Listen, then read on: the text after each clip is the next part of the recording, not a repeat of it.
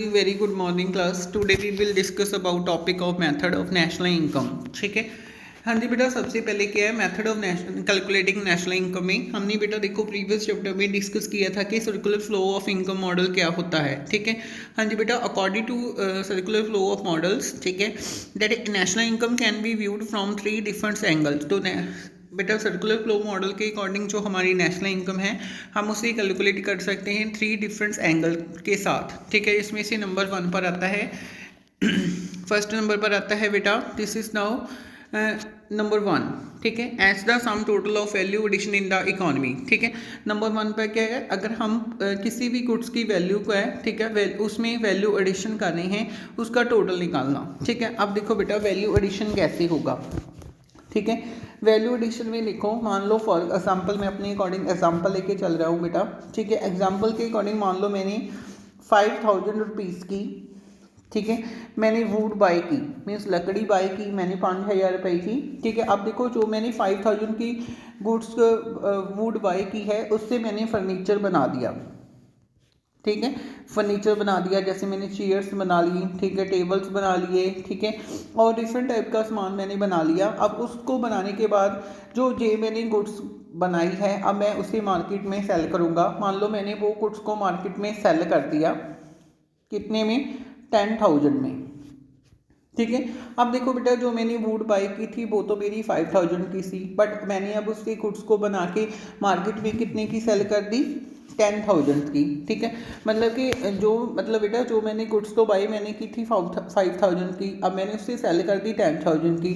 तो this is now 5000 is now my value add. ठीक है, 5000 मैंने अपनी वैल्यू ऐड कर दी।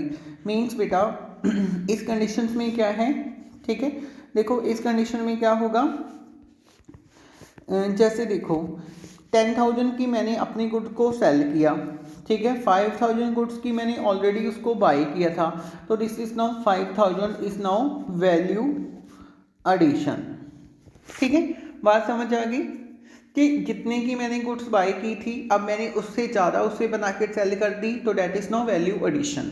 ठीक है बेटा, इसके बाद आता है as the sum total of income generated in the economy. Number 2 पर क्या होता है कि जब हम इनकम एक इकोनॉमी में अपनी इनकम को जनरेट करते हैं उसका सम टोटल, ठीक है, उससे हम मेजर कर सकते हैं नेशनल इनकम को। इसमें क्या होगा कि हमने एक इकोनॉमी में एक अकाउंटिंग ईयर में कितनी कमाई की है अपनी, ठीक है, एक इकोनॉमी में, ठीक है, उस कमाई का पूरा टोटल करना, डेट इज नाउ, मतलब इसका मीनिंग क्या है, एक 1 ईयर में हमने कितनी कमाई की, ठीक है, मीन्स कितनी इनकम जनरेट की, उसका sum total is calculating national income. ठीक है, उसके बाद बेटा तीसरा पॉइंट आता है as the sum total of expenditure on the final goods and service produce in the economy. अब यहाँ तो सिंपल पॉइंट है कि एक इकोनॉमी में एक अकाउंटिंग ईयर में हमने जितनी भी फाइनल गुड्स एंड सर्विस को बनाने में एक्सपेंडिचर किए, ठीक है, उन सभी एक्सपेंडिचर का जब हम टोटल करते हैं this is calculating national income. ठीक है, इसके बाद क्या है बेटा, corresponding to the 3 different way of looking at national income the economics have suggested 3 method of calculating national income. अब देखो बेटा हमने ऊपर 3 मेथड डिस्कस किए हैं, ठीक है, उन 3 मेथड के बेस पर जो इकोनॉमिक्स हैं उसने 3 मेथड दिए हैं कैलकुलेट करने के लिए नेशनल इनकम को। नंबर 1 पर value added method, number 2 income method and number 3 is now expenditure method. ठीक है, ओके बेटा, in this video we discuss about only 1 method, value added method. ठीक है, हाँ जी बेटा, वैल्यू एडेड मेथड को हम क्या है प्रोडक्ट मेथड भी कहते हैं।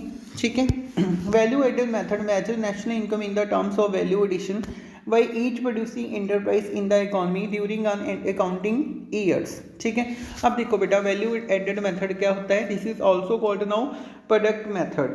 ठीक है, वैल्यू एडेड मेथड का मीन्स क्या होता है कि एक अकाउंटिंग ईयर में, ठीक है, हमने जितनी भी वैल्यू एडिशन की है, ठीक है, मतलब एक एंटरप्राइज में एक इकोनॉमी में कितनी गुड्स को प्रोड्यूस किया है, ठीक है, कितनी गुड्स की प्रोड्यूस करने के बाद वैल्यू एडिशन की है, this is called now value added method. जो मैंने आपको पहले ही एक एग्जांपल दी गई है कि हमने 5000 पीस की वुड बाई की थी, बट अब हमने उससे फर्नीचर बना के उसे 10,000 की सेल कर दी, तो 5000 इज माई वैल्यू एडिशन। ठीक है, हाँ जी बेटा, बेसिकली क्या है कि हमने कितनी आउटपुट जनरेट की है। ठीक है, सो इसके बाद क्या है, this is also now as industrial origin method और नेट आउटपुट मेथड। ठीक है, देखो बेटा, अगर हम बात करते हैं इंडस्ट्रियल ओरिजिन मेथड की, तो बेसिकली कि इंडस्ट्रियल ओरिजिन मेथड हम इसको क्यों कहते हैं, क्योंकि किसी भी गुड्स की वैल्यू को इंडस्ट्री ही सेटअप करती है। ठीक है, this is called industrial origin method. और नंबर 2 पर क्या है, नेट आउटपुट मेथड। तो बेसिकली कि बेटा हम इसमें यही देखेंगे कि हमने एक 1 ईयर में एक एंटरप्राइज में कितनी वैल्यू एडिशन से आउटपुट को जनरेट किया है। ठीक है, so this way it is called industrial origin method और नेट आउटपुट मेथड। ठीक है, मतलब कि अगर हम किसी भी गुड्स में कोई भी वैल्यू ऐड करते हैं तो ठीक है, तो वैल्यू ऐड तो पहला इंडस्ट्री ही उसकी आउटपुट को, उसके प्राइसेस को सेट करती है। ठीक है, ओके, इसके बाद क्या है बेटा, estimation of the contribution of all producing enterprise to production in the domestic territory of the country during the year is equal to the market value of GDP, called GDP at market price. It is adjusted to find out net national product at factor cost और national income। ठीक है, अभी देखो बेटा इसमें क्या है कि हुण जिन्नियां भी सारियां प्रोडक्शन एंटरप्राइजेस है, ठीक है, उन्होंने जो भी प्रोडक्शन किया है, ठीक है, अगर वो अपना प्रोडक्शन नू GDP ਵੱਲ कंट्रीब्यूट कर रही है। ठीक है, जितनी भी उन्होंने प्रोडक्शन की है, ठीक है, एक कंट्री में उसकी मतलब एक डोमेस्टिक कंट्री की बाउंड्री के अंदर, ठीक है, 1 अकाउंटिंग ईयर में, तो this is called GDP at market price. ठीक है, क्लियर सभी को, this is GDP at market price. ठीक है, मीन्स बेटा इसमें क्या है, एक कंट्री ने, ठीक है, अपनी ही डोमेस्टिक बाउंड्रीज के अंदर जितने भी गुड्स को मतलब कि आउटपुट की है, प्रोडक्शन की है, अगर वो सभी प्रोडक्शन को GDP वल कंट्रीब्यूट कर रहे हैं तो this is called no GDP at market price. ठीक है, ओके बेटा, इसके बाद आता है वैल्यू एडेड। क्या होता है, value added is the difference between value of output of an enterprise and the value of the intermediate consumption. ठीक है, वही है कि डिफरेंस होता है कि कितनी हमने आउटपुट की है और कितनी हमने उसकी इंटरमीडिएट कंजम्पशन की है। ठीक है, value of output minus value of intermediate consumption. ठीक है, देन इसके बाद आता है बेटा वैल्यू ऑफ आउटपुट। क्या होता है, it refers to market value of the goods और service produce by an firm during an accounting year. ठीक है, अभी देखो बेटा वैल्यू ऑफ आउटपुट क्या होती है, वैल्यू ऑफ आउटपुट क्या होती है, एक गुड्स की मार्केट वैल्यू, ठीक है, जो कि असी की है प्रोड्यूस की है 1 अकाउंटिंग ईयर के विच। ठीक है, this is called no value of output. हाँ जी बेटा, देखो नेक्स्ट क्या है, if the entire output of the year is sold. ठीक है, if the entire output is sold during the year, this is called now output equal sales. ठीक है, अब देखो बेटा, अगर मान लो मैंने एक ऑर्गेनाइजेशन में किसी भी गुड्स की प्रोडक्शन की है इनिशियल स्टेज से लेके, अब मान लो मैंने 5000 पैकेट बनाए थे, अब वो मैंने पूरे के पूरे 5000 पैकेट एक 1 अकाउंटिंग ईयर के अंदर मैंने सेल कर दिए, तो दिस वे कि जो मेरी आउटपुट है वो इक्वल हो जाएगी सेल की। ठीक है, if some output remain unsold it is added to the firm inventory stock. ठीक है, अब देखो कि मान लो मतलब कि मेरी फॉर्म्स में क्या है, कुछ स्टॉक मेरा पेंडिंग है। ठीक है, मतलब मैंने जितनी गुड्स बनाई थी, अब मैंने वो गुड्स को पूरा सेल नहीं किया। ठीक है, तो this value is value of output किसकी इक्वल होगी, sell plus change in stock. ठीक है, जैसे बेटा फॉर एग्जांपल लो, मान लो एक साल में मैंने टोटल 10,000 गुड्स की प्रोडक्शन की थी। ठीक है, अब मैंने उसमें से मेरी 8,000 गुड्स तो मेरी सेल हो गई। ठीक है, बट उसमें से जो मेरी 2,000 गुड्स है वो अभी तक मेरी सेल नहीं हुई, मीन्स वो मेरी अभी तक अनसोल्ड है। ठीक है, तो अब मैं क्या सोच रहा हूँ कि मैंने सोचा कि 8,000 तो मैंने गुड्स को सेल कर दिया, पर जो 2,000 गुड्स है वो मेरे पास अभी भी बची हुई है कि मैं चाहे मेरा वो विंटर स्टॉक है चाहे मेरा समर स्टॉक है, तो मैं उसे आगे अगर समर स्टॉक होगा तो मैं समर में सेल कर दूंगा, अगर विंटर स्टॉक है तो मैं उसे विंटर में नेक्स्ट सेशन में उसे सेल कर दूंगा। ठीक है, तो अब मैं वो जो मेरा 2,000 का स्टॉक है वो मैं उसे अपने मतलब स्टोर में स्टॉक को कंट्रोल करके रख लूँगा। सो दिस वे टोटली मेरा कितना फिर से हो गया 10,000। ठीक है, सो दिस वे देखो बेटा वही लिखा था ना, वैल्यू ऑफ आउटपुट किसके इक्वल हो जाएगी, पूरा मैंने स्टॉक नहीं सेल हुआ, sell plus change in stock.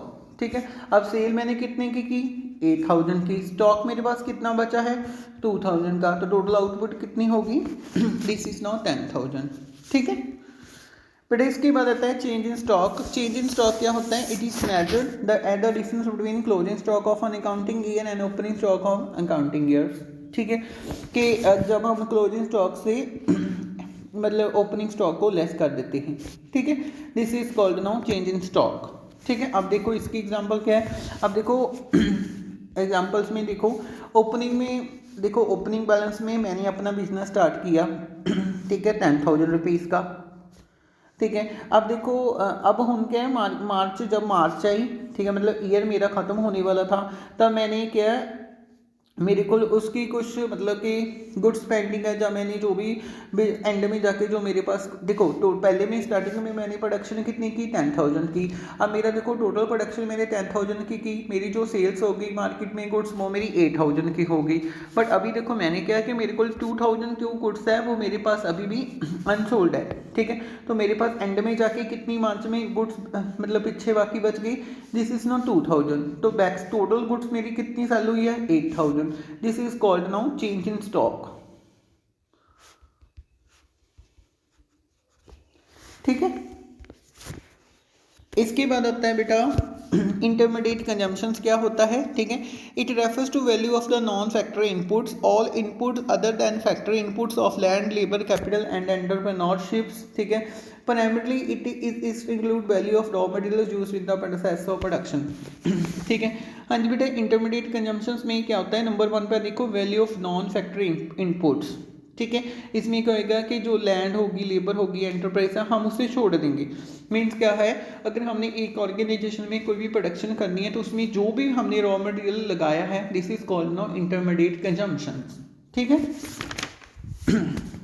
इसके बाद बेटा इलस्ट्रेशन दी गई है टेबल। ठीक है, वैल्यू एडेड मेजरमेंट कैसे करना है। ठीक है, इन दिस टेबल में देखो बेटा, सबसे पहले क्या प्रोड्यूसिंग एंटरप्राइजेस के नियम दिए हैं, उसकी वैल्यू ऑफ आउटपुट दी है, कॉस्ट ऑफ इंटरमीडिएट गुड्स दी है या intermediate consumption and value added. ठीक है, अब देखो बेटा एंटरप्राइज पहले नंबर पर फार्मर्स हैं। ठीक है, नंबर 2 पर flour mill, means flour mill का कौन होते हैं? जो हमारा आटा पीसते होते हैं। ठीक है, बेकर जो केक बनाते हैं। ठीक है, शॉपकीपर जो शॉप को ओपन करते हैं।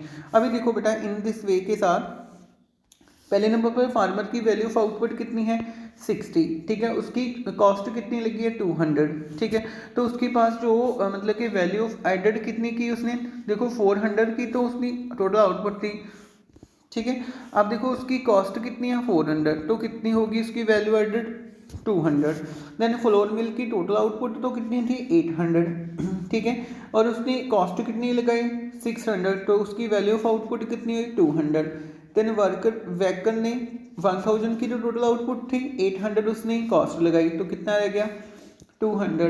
देन इसके बाद सेम शॉपकीपर ने 1200 तो आउटपुट थी उसकी, और 1000 उसने कॉस्ट लगाई, दिस इज नाउ 200। ठीक है, so this way this is now value added. ठीक है, ओके बेटा, सेम कंडीशन आपकी बुक में लिखा हुआ है। ठीक है, जैसे नंबर 1 पर okay, data production of wheat involve cost of intermediate consumption is 200। ठीक है, अब देखो नंबर 1 पर जो फार्मर है उसने 200 पीस कॉस्ट लगाई।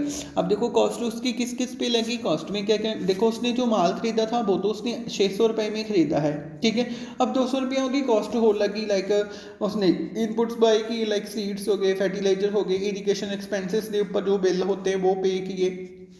ठीक है, तो अब वो सब कुछ मिल मिलाकर उसकी कॉस्ट कितनी हो गई? 600 माइनस 200 इक्वल है 400। ठीक है, सेम बेटा इसके बाद फ्लोर बिल है, उसने जो भी वीट बाई किया वो 600 का है। ठीक है, अब उसने देखो उसने पहले वीट बाई किया 600 का, तो उसकी कॉस्ट हो गई, तो उसने सेल कितने का किया? 800 का, तो 800 minus 600 equal 200 is now value addition. ठीक है, उसके बाद आता है बेटा, अब एंड में देखो बेटा, लास्ट में देखो सभी की, अब हमने क्या कैलकुलेट किया है कि 1 अप्रैल से लेके, ठीक है, 31 March, this is now my 1 accounting year. ठीक है, 1 अकाउंटिंग ईयर हो गया मेरा। ठीक है, अब इस अकाउंटिंग ईयर में मैंने जितनी भी वैल्यू मतलब जितनी भी वैल्यू एडेड आउटपुट की है उन सभी का जब मैं टोटल लगा देता हूं तो दिस इज कॉल्ड नाउ, जहां पर देखो व्हेन, देखो बेटा when sum total of all value added output, ठीक है, इक्वल किसकी होगा, जीडीपी एट मार्केट प्राइस। ठीक है, तो अभी देखो बेटा इन दिस टर्म के अकॉर्डिंग मेरे पास जो टोटल आया था वो कितना था, सबसे पहले 400, फिर उसके बाद कितना है 200, ठीक है, फिर इसके बाद फिर 200, ठीक है, वैल्यू ऑफ आउटपुट मींस इसके बाद 200, ठीक है, तो मेरी total GDP at market price कितनी हो गई, दिस इज नाउ 1000, ठीक है, so this is now value addition. ठीक है, जीडीपी एट मार्केट प्राइस कैसे निकालते हैं बेटा, कि जितनी भी मेरी वैल्यू एडिशन हुई है जितने भी सेक्टर्स में या जितने भी एंटरप्राइज में उनका सम टोटल करते हैं, तो this is calculated GDP at market price. ठीक है, उसके बाद आता है बेटा having estimated GDP MP we find out net national product at factor cost. अगर बेटा हमारे पास जीडीपी एट मार्केट प्राइस तो हमने कैलकुलेट कर लिया। अब देखो with the help of GDP at market price से हमने एनएनपी एट फैक्टर कॉस्ट निकालनी है, तो वो कैसे निकालेंगे अब देखो बेटा सबसे पहले हमारे पास क्या था जीडीपी एट मार्केट प्राइस, ठीक है, अगर हम उससे डेप्रिसिएशन को लेस करेंगे तो हमारे पास क्या आ जाएगा एनडीपी एट मार्केट प्राइस, ठीक है, national domestic product eight market price. ठीक है, अब नंबर 2 पर हमने क्या कैलकुलेट किया एनडीपी एट मार्केट प्राइस। अब बेटा हमने उसमें से नेट इनडायरेक्ट टैक्सेस को रिड्यूस कर दिया, नेट इनडायरेक्ट टैक्सेस को रिड्यूस कर देंगे। ठीक है, तो हमारे पास क्या आ जाएगी एनडीपी एट फैक्टर कॉस्ट, ठीक है, national domestic product at factor cost, जो हमारी जे वाली है, एंड नेट इनडायरेक्ट टैक्सेस, ठीक है, नेट इनडायरेक्ट टैक्सेस बेटा इसमें आ जाएगा, नेट इनडायरेक्ट टैक्सेस होते हैं जो मेरे, ठीक है बेटा इसमें आएगा, एक मिनट 1 मिनट बेटा, एक मिनट,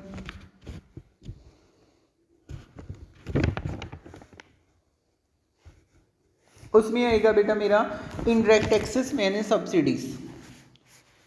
ठीक है, दोबारा से देखो बेटा जो जे वाली चीज है इसमें क्या क्या आता है डायरेक्ट टैक्सेस माइनस सब्सिडीज। ठीक है, उसके बाद बेटा इसके बाद नेक्स्ट में क्या आता है when find the NDP at factor cost. ठीक है, अब देखो मैंने फाइंड किया है एनडीपी एट फैक्टर कॉस्ट, तो अगर हम उसमें ऐड कर देंगे net factor income from abroad, ठीक है, तो मेरे पास क्या कैलकुलेट हो जाएगा NNP eight factor cost, this is called now national income. ठीक है बेटा, दिस इज वेरी इंपॉर्टेंट क्योंकि आपके न्यूमेरिकल इससे ही आएंगे। ठीक है देखो बेटा सबसे पहले मैंने क्या किया है, अब बुक के अकॉर्डिंग जीडीपी है मेरे पास एट मार्केट प्राइस, उसमें से मैंने डेप्रिसिएशन को लेस कर दिया, डेप्रिसिएशन लेस करने के बाद मेरे पास क्या आ गया एनडीपी एट मार्केट प्राइस। अब मैंने उसमें से जे को लेस कर दिया, ठीक है, नेट इनडायरेक्ट टैक्सेस को लेस किया, इसमें क्या क्या आया था हमारा डायरेक्ट टैक्सेस, ठीक है, प्लस क्या आ गया सब्सिडीज। ठीक है, देन इसके बाद हमें कैलकुलेट हो गया एनडीपी एट फैक्टर कॉस्ट। अब बेटा हम इसमें अगर ऐड करते हैं net factor income from abroad, तो हमारे पास क्या आ जाएगा net national product at factor cost means national income हमारी कैलकुलेट हो जाएगी। ठीक है,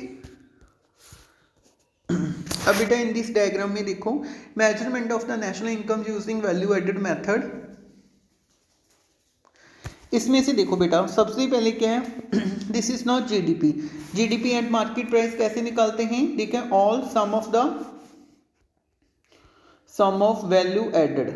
ठीक है, अभी देखो बेटा इसमें क्या है नंबर 1 पर क्या है value added by all producing enterprise on primary sectors, चाहे सेकेंडरी सेक्टर है चाहे हमारे पास ट्रेशरी है, इन तीनों की जो मेरे पास वैल्यू एडेड है जहाँ पर वो मैंने टोटल की। ठीक है, उसके बाद मैंने डेप्रिसिएशन इस वैल्यू से मैंने लेस कर दिया। ठीक है, तो मेरे पास क्या आ जाएगा एनडीपी एट मार्केट प्राइस। ठीक है, when calculated NDP market price then उसमें से अगर हमने लेस कर दिया नेट इनडायरेक्ट टैक्सेस, ठीक है, देन कैलकुलेट क्या हो जाएगा मेरे पास net domestic product at factor cost. ठीक है, अब मैंने net domestic product at factor cost में से मैंने net factor income from abroad को लेस किया, तो मेरे पास क्या आ गई net national product at factor cost, national income जहां पर मेरे पास क्या होगी कैलकुलेट होगी। ठीक है,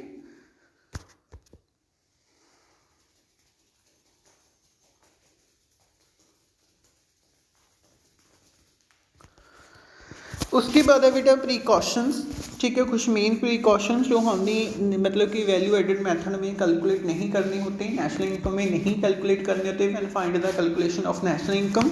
उसमें से नंबर 1 पर आता है value of sell and purchase of second hand goods is not included in the estimation of value added because value of second hand goods is already counted for during the year they were produce. हाँ जी बेटा, पहले point में क्या है, point number 1 में कि जो हमने सेल एंड परचेज की है गुड्स को, सेकंड हैंड गुड्स को, हम उसे इंक्लूड नहीं करेंगे नेशनल इनकम में, क्योंकि इसमें इसकी जो वैल्यू होती है वो ऑलरेडी पहले से ही इसमें इंक्लूड होती है, ठीक है।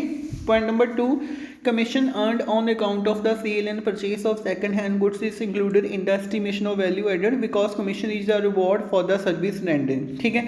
अब बेटा जो कमीशन रिसीव होगा हमको सेल और परचेज करने के बाद सेकंड गुड्स को, हम उसे इंक्लूड करेंगे, ठीक है, क्योंकि कमीशन क्या होता है, दिस इज ना रिवॉर्ड सर्विस होती है, ठीक है। देन इसके बाद है on account production of goods और producing units taking into account by estimating value added because they goods are like those produced for the market, they are simply not sold on to their need by the producer themselves, ठीक है। अभी देखो जी बेटा national income में include होगी, क्यों होगी, क्योंकि जी एक नॉर्मल गुड्स है, ठीक है। अगर नॉर्मल गुड्स है तो हम इसे मार्केट में सेल कर सकते हैं, ठीक है, दैट्स क्लियर। इसके बाद 4th पॉइंट आता है बेटा, 4th पॉइंट में आता है imputed value of production for self consumption E taking into account, ठीक है। अब देखो बेटा ये भी नॉर्मल गुड्स होती है जो हम एक मार्केट में सेल कर सकते हैं, तो सो दिस भी included in the national income, ठीक है। जैसे फॉर एग्जांपल ला लो कि एक फार्मर है, ठीक है, उसने बीट्स बाय की है। अब देखो पहले क्या करता है, वो खुद ही बीट को प्रोड्यूस करता है, ठीक है। अब वो बीट को सेल भी करता है और अपने कंजम्पशन के लिए भी रखता है, मतलब अपनी सेल्फ रिस्पेक्ट, मतलब कि जो उसका सेल्फ कंजम्पशन है उसके लिए दोनों काम करता है, तो this is included in the national income, ठीक है। इसके बाद है बेटा value of intermediate goods is not included in the estimation of value add. जो इंटरमीडिएट गुड्स है मीन्स हमने जो रॉ मटेरियल लगाया है सब कुछ, उसकी वैल्यू को हम वैल्यू एडेड में इंक्लूड नहीं करेंगे, ठीक है। जो भी हमने फाइनल गुड्स को बनाने के लिए लगा चुके हैं वो नहीं करेंगे, क्योंकि वो हमने ऑलरेडी पहले ही मतलब कि काउंट कर लिया होता है। तो अगर हम इसे काउंट करेंगे तो हमें डबल अकाउंटिंग की प्रॉब्लम आएगी, डबल काउंटिंग की, ठीक है। इसके बाद बेटा point number 6, imputed rent on the owner occupied house is to be taken into account. Simple है कि अगर कोई भी एक पर्सन एक हाउस को रेंट पर लेता है तो ऑटोमेटिकली कि उसका रेंट तो देना ही पड़ेगा, हर एक हाउस की वैल्यू होती है, ठीक है। तो this is included in the calculating national income, ठीक है। नेक्स्ट पॉइंट है बेटा, इसके बाद है point number 7, service for self consumption are not considered well estimating value, ठीक है। अब देखो फॉर एग्जांपल देखो अगर एक हाउस वाइफ है, ठीक है, वो सर्विस दे रही है, देखो उसकी जो सर्विस है वो कभी भी मार्केट वैल्यू की सर्विस के इक्वल नहीं होती, तो this is not considered into national income, ठीक है। इसके बाद आता है बेटा प्रॉब्लम ऑफ डबल काउंटिंग, ठीक है। प्रॉब्लम्स क्या आएगी डबल अकाउंटिंग की, ठीक है। उसमें से पहले नंबर पर आएगा बेटा problem arise when the value of certain goods is counted more than once. पहली प्रॉब्लम ये आएगी कि अगर हम एक गुड्स की वैल्यू को ज़्यादा टाइम काउंट करते हैं, ठीक है, तो वहाँ पर प्रॉब्लम क्रिएट हो जाएगी। मीन्स अगर डिफरेंट अगर इसमें देखो अगर हमने गुड्स को डिफ्रेंशिएट ही नहीं कर पाई कि फाइनल गुड्स और इंटरमीडिएट गुड्स को, ठीक है, हमने यही नहीं बताया कि फाइनल गुड्स की वैल्यू में ही इंटरमीडिएट गुड्स की वैल्यू ऑटोमेटिकली पहले से इंक्लूड होती है, बट फिर भी हम जो इंटरमीडिएट गुड्स हैं उसकी वैल्यू को ऐड कर रहे हैं, तो this way arise the problem of double counting, ठीक है। नंबर 2 है बेटा जैसे वही कंसेप्ट था एग्जाम्पल में कि मैंने वुड्स बाई की 5000 की, अब मैंने वहाँ से चेयर्स ली 10,000 की। अब देखो मुझे पता है कि मैंने खरीदी तो 5000 की थी, अब मैंने सेल उसमें 10,000 की कर दी, तो 5000 उसकी जो आउटपुट है वैल्यू एडेड है वो ऑलरेडी इंक्लूड है इसमें, ठीक है। अगर देखो मैंने वो मुझे तो पता है बट मैं जब टोटल करूँगा मैं फिर से इंक्लूड कर रहा हूँ, ठीक है। देखो अगर मैंने मान लो फॉर एग्जांपल 10,000 की मैंने उसे सेल की थी, ठीक है, 5,000 उसकी टोटली आउटपुट थी, तो मैंने बनाया कि वो 15,000 की, तो दिस इज नाउ इनकरेक्ट, ठीक है, क्योंकि ये ऑलरेडी पहले इसमें इंक्लूड है, ठीक है। तो this arise the problem of double counting, ठीक है। इसके बाद है बेटा then two ways to avoid it, हम इससे अवॉइड कैसे कर सकते हैं प्रॉब्लम ऑफ डबल काउंटिंग। उसमें पहला पॉइंट आता है फाइनल आउटपुट मैथड के साथ, ठीक है। फाइनल आउटपुट मैथड मतलब only final goods and service की वैल्यू ਨੂੰ ਹੀ ਅਸੀਂ ਕੰਸੀਡਰ ਕਰਾਂਗੇ ਐਸਟੀਮੇਟ ਲਗਾਉਣ ਲਈ ਨੈਸ਼ਨਲ ਇਨਕਮ ਨੂੰ, not consider intermediate goods value, ठीक है। इसके बाद है point number 2 value added method, ठीक है। तो बेटा सिंपली वैल्यू एडेड मेथड का फार्मूला लगा के जैसे value for output minus intermediate consumptions, ठीक है। So this way clears value added method, ठीक है। अब बेटा हम इसके बाद न्यूमेरिकल करते हैं, ठीक है। On the basis of following data about an economy which constant only 2 forms, ठीक है। अब हमने फाउंड क्या करना है नंबर 1 पर value added by the firm A and B, gross value added और gross domestic product at factor cost, ठीक है। अब देखो बेटा इसमें क्या है नंबर 1 पर देखो सेल बाय फर्म ए की बिना मुझे purchase from firm B by firm A, ठीक है।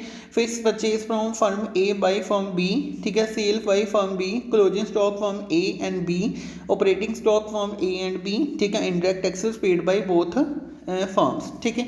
अब देखो बेटा अगर हमें किसी भी सम में कोई भी परचेज आती है तो उसे हम हमेशा सब्ट्रैक्ट ही करते हैं अपनी सेल में से, ठीक है। ये पॉइंट अपने दिमाग में बिठा लेना, कोई भी परचेज आती है तो हम उसे सब्ट्रैक्ट मतलब माइनस करेंगे सेल में से, ठीक है। अब देखो जे पॉइंट का मीनिंग समझो, purchase from firm B by firm A. अब देखो ये परचेज किसने की है फर्म ए ने, किससे परचेज की है किस तो फर्म बी तो, ठीक है। और बेटा एक पॉइंट और, ठीक है, लिख लो चाहे मैं इसे आपको डिनोट करती हूँ। नंबर 1 पर जितनी भी परचेज होगी, ठीक है, वो हमने सेल में से लेस करनी है, ठीक है। सेल में से क्या करनी है लेस करनी है, ठीक है। नंबर 2 जो हमारा क्लोजिंग स्टॉक होता है वो हमेशा ऐड होता है, ठीक है। और जो मेरा ओपनिंग स्टॉक होता है वो हमेशा माइनस होता है, ठीक है।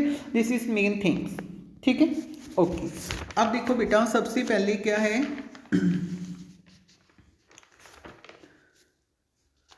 नंबर 1 पर, ठीक है। अब इन दिस डायग्राम में देखो सबसे पहले न्यूमेरिकल क्वेश्चंस में सबसे पहले क्या हमने निकालनी है value added by firm A and B, ठीक है। अब देखो बेटा इसमें क्या क्या गया number 1 sale by the firm A, ठीक है, वो आ गया। फिर इसके बाद purchase from firm B by firm A, ठीक है। देखो सबसे पहले क्या है sale of the firm A include है। Number 2 purchase from firm B by firm A, तो ये भी फर्म ए का पॉइंट हो गया क्योंकि फर्म ए ने फर्म बी से परचेज की, तो ये क्या हो गया मेरा लेस। फिर क्या purchase from firm A by firm B, this is not include in this point क्योंकि ये बी का पॉइंट हो गया। Sale by firm B, this is not include क्योंकि ये भी बी फर्म का पॉइंट हो गया। Closing stock of firm A, this include हो गया। अब क्लोजिंग स्टॉक मैंने आपको पहले ही बताया है क्या होगा ऐड होगा।